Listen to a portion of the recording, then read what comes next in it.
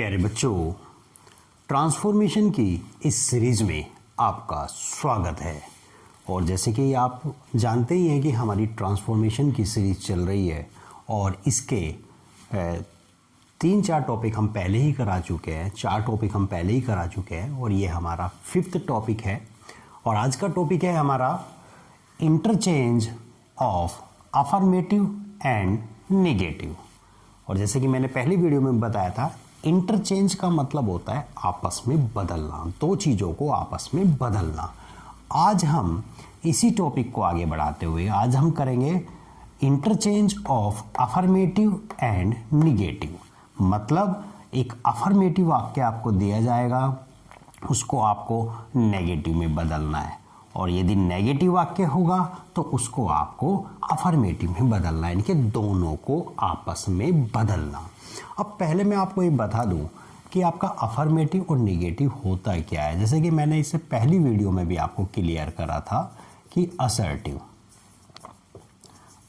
क्या होता है।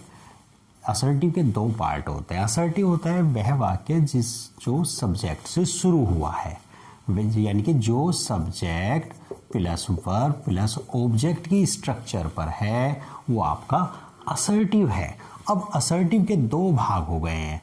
एक में नोट दिया है, यानी कि subject plus verb plus object, और एक में होगा आपका subject plus helping verb, not और प्लस वर्ब और आपका ऑब्जेक्ट एक में, यानी कि नोट आ रहा है। सब्जेक्ट दोनों में है, दोनों वाक्य आपके असर्टिव है, लेकिन एक अफर्मेटिव कहलाएगा और जिसमें नोट आ गया है वो नेगेटिव कहलाएगा। तो आज का टॉपिक भी हमारा यही है कि किस प्रकार से वाक्य को बिना वाक्य का अर्थ चेंज किए बिना वाक्य को कैसे नेगेटिव में बदल देते हैं। देखिए, हाई स्कूल तक जो आपने पढ़ा, जैसे कि मैं एक वाक्य लिखूं, ही इज रिच, वह रिच है। यदि हम इसको डायरेक्ट ऐसे ही कर देंगे, ही इज नॉट रिच, वह अमीर नहीं है, तो आप देख सकते हैं इस वाक्य से इस वाक्य का अर्थ चेंज हो गया है। और जब हम ट्रांसफॉर्मेशन करते हैं तो ट्रांसफॉर्मेशन हम इस स्ट्रक्चर के आधार पर करते हैं कि वाक्य नेगेटिव में तो हो जाए, लेकिन वाक्य का जो अर्थ है, जो पहला अर्थ था, वो चेंज नहीं होना चाहिए। और यही हमारा क्या कहलाता है, ट्रांसफॉर्मेशन कहलाता है, कि जिसमें हमें चेंज करने के लिए कहा गया है, इंडिकेट किया गया है, उसमें वाक्य चेंज हो जाना चाहिए। और जो वाक्य का मूल अर्थ था, जो पहले वाक्य का अर्थ था, वो चेंज नहीं होना चाहिए। तो आज हम इसी बेस पे अपने इस टॉपिक को करेंगे कि वाक्य आपका नेगेटिव भी हो जाए और वाक्य का अर्थ भी चेंज ना हो। तो पहला हमारा इसमें जो रूल है या जो बात है वो ये है कि आपका, जैसे कि मैंने एक वाक्य लिखा, ही इज पुअर, वह गरीब है। अब उन्होंने कहा कि इस वाक्य को आप नेगेटिव कीजिए, हम इसको नेगेटिव करेंगे। तो वाक्य में आप क्या करेंगे, अगर कोई एडजेक्टिव दिया है तो उसका एंटोनियम, उसका अपोजिट ले आओ नोट लगाकर। यदि हम इस वाक्य को ऐसे बना दें, ही इज नॉट, और पुअर का एंटोनियम क्या होता है, पुअर का अपोजिट क्या होता है, रिच। तो देखिए, ये वाक्य हमारा नेगेटिव बन गया है। और इसके अर्थ को देख लेते हैं कि कहीं इसका अर्थ तो चेंज नहीं हो गया। ही इज पुअर, वह गरीब है। ही इज नॉट रिच, वह अमीर नहीं है, मतलब गरीब ही है। एक एग्जाम्पल और देख लेते हैं, he is honest, he is honest. इसको भी हमें नेगेटिव बनाना है कि नेगेटिव बनाइए, नेगेटिव तो सभी को बना रहे हैं। तो इसको भी हम क्या करेंगे, जो ऑनेस्ट आपका एडजेक्टिव है, आप इसको क्या करेंगे, इसका एंटोनियम ले आएंगे। तो क्या बनाएंगे, ही इज नॉट, ऑनेस्ट का एंटोनियम डिसऑनेस्ट, डिसऑनेस्ट। तो इस प्रकार से आपने इसको नेगेटिव बनाया। ये एक टाइप हुई इसकी, यानी कई प्रकार से हम इसको नेगेटिव बनाएंगे। तो पहला रहा कि जो एडजेक्टिव दिया गया है, एडजेक्टिव का एंटोनियम लगा के आप वाक्य को नेगेटिव बना सकते हैं। नोट लगाकर और जो एडजेक्टिव दिया था उसका एंटोनियम करके आप वाक्य को नेगेटिव बना सकते हैं। तो दूसरा तरीका, और दूसरा तरीका क्या है, जैसे कि मैंने पहले भी बताया था, he is too poor to buy the books. Remove too का प्रयोग करके, रिमूव टू यानी कि इस टू को हमें हटाना है, और इस रिमूव टू पे ट्रांसफॉर्मेशन के अंदर आपको पता होगा हमने सेपरेट वीडियो बना रखी है, जिसने नहीं देखी तो आप उसे जाकर देख सकते हैं। तो इसका हमें बनाना है, तो आप ऐसे बना सकते हैं, ही इज, ये टू के जैसे कि मैंने पहली वीडियो में भी बताया था, सो और नॉट दो पार्ट होते हैं। तो he is so poor that he can not buy the books. और पहले का अर्थ क्या था, he is too poor to buy the books, वो इतना गरीब है कि वो किताबें नहीं खरीद सकता है। और इसका भी अर्थ यही हुआ, ही इज सो पुअर, वह इतना गरीब है, दैट कि ही can not buy the books, कि वो किताबें नहीं खरीद सकता। तो देखेंगे हमारा यहाँ पे नोट आ गया है, तो ये वाक्य आपका किस में बन गया है, नेगेटिव में बन गया है। इसके ऊपर हमने इसकी जो स्ट्रक्चर है बनाने का रूल, इस टॉपिक को बहुत अच्छी तरीके से समझा रखा है रिमूव टू की जो वीडियो में, तो आप उसे देख सकते हैं। तो इस तरीके से भी आप वाक्य को नेगेटिव बना सकते हैं। और इसके थर्ड रूल की तरफ चलते हैं, यानी कि थर्ड टाइप, कैसे हम इसको नेगेटिव और बना सकते हैं। थर्ड टाइप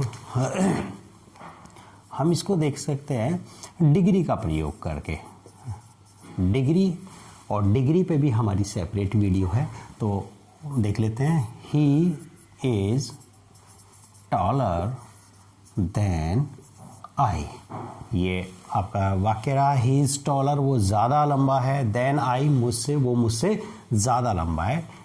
और इस हम नेगेटिव में चेंज करेंगे, तो मैंने इस पर सेपरेट वीडियो बना रखी है। आप इन टॉपिक्स को, रिमूव टू को और डिग्री को आप अलग वीडियो से देख सकते हैं, बहुत अच्छी तरीके से समझ में आ जाएगा। तो मैं यहाँ पे भी बता देता हूँ, इनके स्थान चेंज कर देंगे तो कर देंगे। और जब दो प्रोनाउंस में तुलना होती है, दो नाउन या प्रोनाउन में, यदि कंपैरेटिव डिग्री दी गई है तो उसे हम पॉजिटिव में बदल देते हैं, और पॉजिटिव दी गई है तो उसे नेगेटिव में बदल देते हैं। और उसमें क्या था कि अगर नोट नहीं आया हो तो नोट लगा दो, और नोट आया है तो नोट हटा दो। तो ऐसे ही हम यहाँ पर करेंगे, इसको हम पॉजिटिव में बदलेंगे, और जब ये पॉजिटिव में बदलेगा वाक्य तो ऑटोमेटिक ये नेगेटिव में हो जाएगा।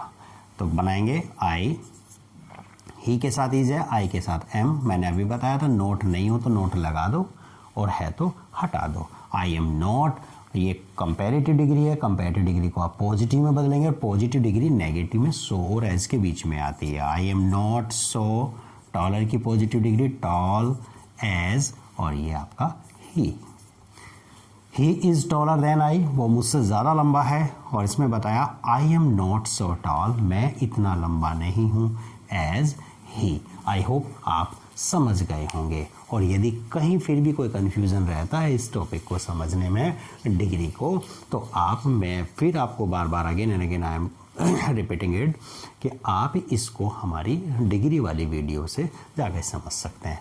आगे देखते हैं, आगे हम नेगेटिव और कैसे बना सकते हैं।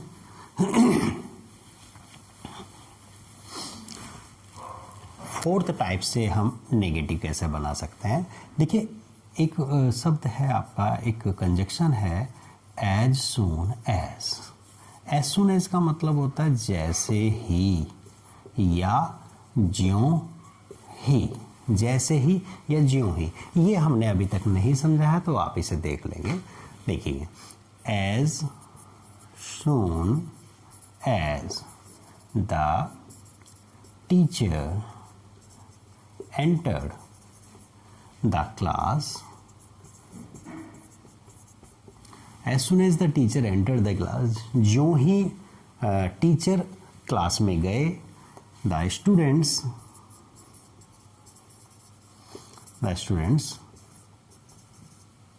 stood up, जैसे ही टीचर क्लास में एंट्री करे या टीचर क्लास में गए, सारे स्टूडेंट्स खड़े हो गए। अब देखो इस वाक्य को हमें नेगेटिव बनाना है, तो ये जो एज सून है क्या करेंगे आप, जब एज सून एज दिया हो तो उस वाक्य को आप नो सूनर से चेंज करो, नो सूनर से स्टार्ट करो, और नो सूनर के बाद क्या आना चाहिए, हेल्पिंग वर्ब। ये हेल्पिंग वर्ब कौन सी होगी, जो वाक्य के अनुसार और सब्जेक्ट के अनुसार, जैसे कि ये वाक्य आपका entered the class, past indefinite है, तो पास्ट इंडेफिनिट की हेल्पिंग वर्ब क्या आती है, डिड आता है, तो यहाँ पर डिड आ जाएगा। तो no sooner plus helping verb plus subject से वाक्य को शुरू करेंगे, और दोनों वाक्यों को जब आप जोड़ेंगे आगे ले जाकर THAN देन से इसको जोड़ देंगे, जैसे कि मैं अभी आपको करके दिखाता हूँ। No sooner did the teacher, no sooner did the teacher, did आ गया देखिए सब्जेक्ट से पहले, और डिड के साथ वर्ब की कौन सी फॉर्म लाते हैं आप, फर्स्ट फॉर्म लाते थे, तो जो एंटर था इसकी फर्स्ट फॉर्म आ जाएगी, एंटर द क्लास, और देखिए यहाँ पे कोमा था, इसको फिल करने के लिए हमने देन का प्रयोग किया है, क्योंकि नो सूनर और देन का एक पेयर होता है कंजक्शन में, तो आप देन का प्रयोग करेंगे, than the students stood up. तो आई होप ये भी आप समझ गए होंगे, ये नो सूनर और देन का पेयर होता है, याद रखेंगे, और नो सूनर के बाद हमें हेल्पिंग वर्ब अवश्य लानी होती है। यदि आप नो सूनर के बाद सब्जेक्ट से पहले हेल्पिंग वर्ब नहीं लाते हैं तो आपका वाक्य गलत हो जाएगा, और ये आपका एरर में भी ये आता है कि कहाँ आपका वाक्य में गलती है। अच्छा, कुछ बच्चों के माइंड में ये कन्फ्यूज़न रहता है कि नो सूनर वाला वाक्य पास्ट में ही बनता है, कि नो सूनर डिड आता है नो सूनर के बाद, ऐसा नहीं है।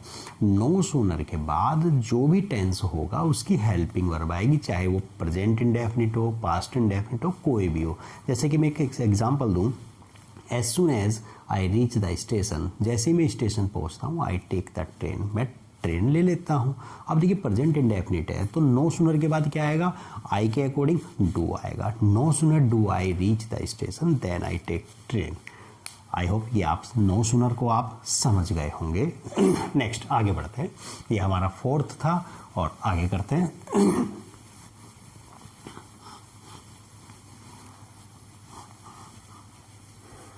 नेक्स्ट फिफ्थ, यदि वाक्य में आपके अलोन या ओनली शब्द आए हैं, ओनली शब्द आए हैं, तो आप इनको एलोन या ओनली को नन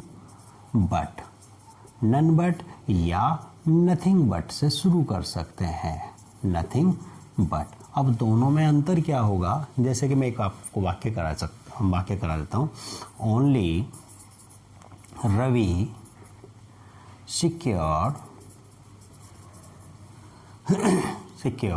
गुड मार्क्स, या गोट का प्रयोग कर सकते हैं। केवल ओनली मोहन, ओनली का मतलब है केवल, केवल रवि ने अच्छे मार्क्स प्राप्त किए थे, केवल रवि ने अच्छे मार्क्स प्राप्त किए थे, यानी कि केवल रवि का मतलब ये हो गया कि किसी और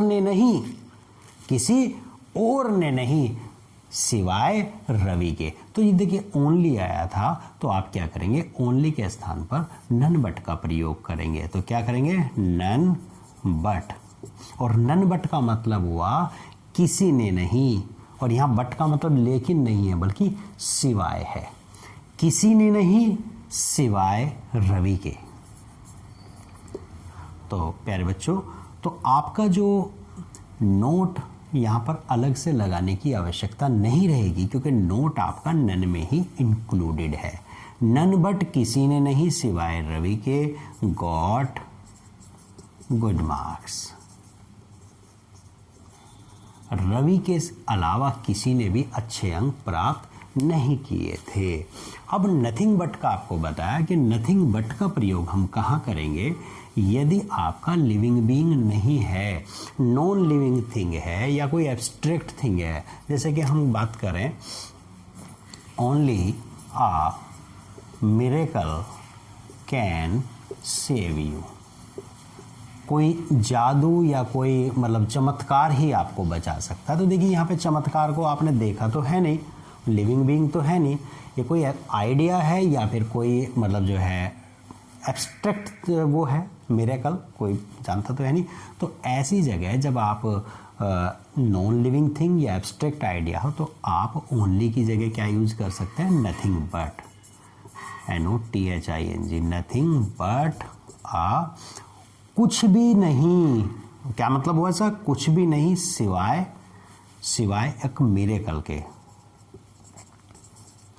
only a miracle can save you, कुछ भी नहीं सिवाय एक मिरेकल के जो आपको बचा सकता है। मिरेकल के सिवाय आपको कुछ भी चीज़ नहीं बचा सकती। तो आई होप ये भी आप समझ गए होंगे। नेक्स्ट आगे बढ़ते हैं, 1 बाय 1 हम इनको कर लेंगे और आप बहुत अच्छी तरीके से इनको कर भी लेंगे। नेक्स्ट मैं आपको बताता हूँ जैसे कि he reads the newspaper daily, वो रोज़ाना न्यूज़पेपर पढ़ता है। अब देखिए ये हमारा जो हमने अब से पहले 5 आपको स्टेप्स बताए हैं नेगेटिव में चेंज करने के, उनमें कहीं भी ये या कि हम अपोजिट कर लें, इसको अपोजिट भी नहीं कर सकते, कि हम इसका रिमूव टू से कर लें, उससे भी नहीं हो रहा है, डिग्री से भी नहीं हो रहा है, ये ओनली या एलोन से भी नहीं हुआ है, या एज सून एज से भी नहीं हो रहा। तो इसमें क्या करेंगे हम, एक वर्ब होती है आपकी फेल टू, क्या होता है फेल टू, और फेल टू के बाद वर्ब की फर्स्ट फॉर्म का प्रयोग करते हैं। फेल का मतलब होता है असफल होना, असफल होना, यानी कि वो सफल नहीं हुआ, वो असफल नहीं रहता। तो इसमें क्या करते हैं हम, सब्जेक्ट लाते हैं और सब्जेक्ट के बाद में हेल्पिंग वर्ब और नोट लगाते हैं। और ये हेल्पिंग वर्ब और नोट कौन होता है, ये वर्ब के, ये सेंटेंस के अकॉर्डिंग होता है। और उसके बाद हम फेल टू का प्रयोग करते हैं और फेल टू के बाद वर्ब की फर्स्ट फॉर्म का प्रयोग करते हैं। इस स्ट्रक्चर पर आप इस वाक्य को चेंज करेंगे तो चेंज हो जाएगा। अब देखिए आपका फेल टू भी आ सकता है, और यदि यहाँ पर हैज़ नॉट या हैव नॉट कोई ऐसी वर्ब आई है तो आप फेल्ड टू का भी प्रयोग कर सकते हैं। तो इस वाक्य को हम चेंज कर लेते हैं, he reads the newspaper daily, वो रोज़ाना न्यूज़पेपर पढ़ता है। तो यानी कि वो डेली न्यूज़पेपर पढ़ने में असफल नहीं रहता है। तो कैसे बना सकते हैं हम इसे, ही प्रेजेंट इंडेफिनिट है, प्रेजेंट इंडेफिनिट की हेल्पिंग वर्ब क्या होगी, डू नॉट या डज नॉट का प्रयोग करते हैं। तो ही के साथ में does not, he does not, और डज नॉट के साथ वर्ब की फर्स्ट फॉर्म आती है तो फेल की फर्स्ट फॉर्म आएगी, he does not fail to, he does not fail to. अब फेल टू के बाद वर्ब की फर्स्ट फॉर्म, जो आपकी वर्ब मेन वर्ब थी उसको लाएंगे, और टू के बाद वर्ब की फर्स्ट फॉर्म लानी है read, he does not fail to read the news paper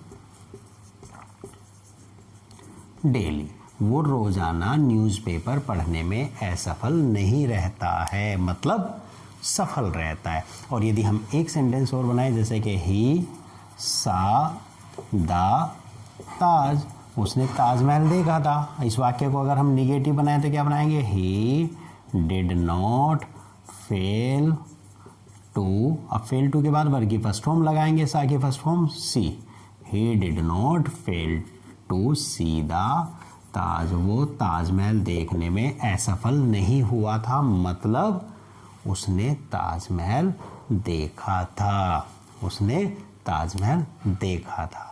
तो आई होप ये सब आपको समझ आ गए होंगे, और आप इनका 1 बाय 1 करके अध्ययन करेंगे तो आप इन्हें आसानी से कर लेंगे। आई होप आप ये सब समझ गए होंगे। तो नेक्स्ट वीडियो में मिलते हैं, और वीडियो को पूरा देखते रहिए, चैनल को सब्सक्राइब कीजिए, शेयर कीजिए और अपने दोस्तों को बताइए, लाइक कीजिए ताकि आपके दोस्त भी इससे लाभ उठा सके। Thank you, bye bye.